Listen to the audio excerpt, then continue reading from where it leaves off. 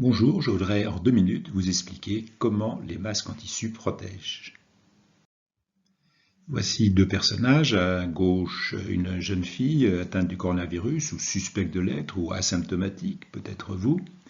À droite, nous avons un jeune homme qui porte un masque FFP2 qui est normalement réservé aux soins, mais qui est réputé être le masque qui protège le plus. Comme on le voit lors d'un postillon, la plupart des particules sont arrêtées par le masque, mais quelques particules passent, moins de 10%, donc la protection est supérieure à 90%.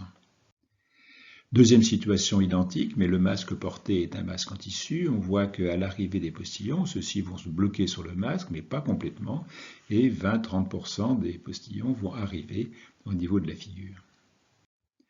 Troisième situation, là c'est la jeune fille qui porte le masque, malade, et on va voir que beaucoup des postillons sont arrêtés dans le masque, seulement une partie des gouttelettes vont aller jusqu'au visage du jeune homme, 20-30%. Dernière situation, les deux personnages portent un masque en tissu. En toussant, la jeune fille va émettre des postillons qui vont massivement s'arrêter dans le premier masque.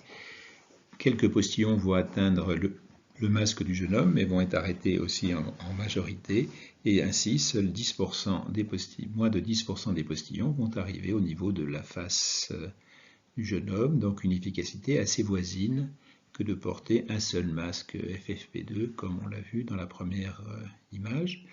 Donc, si tout le monde porte un masque, les masques en tissu sont des masques tout à fait efficaces pour la protection des populations. À vos masques, achetez-en, allez en fabriquer, faites comme vous voulez, mais il faut que maintenant tous les gens qui sortent sur la voie publique soient masqués. À bientôt.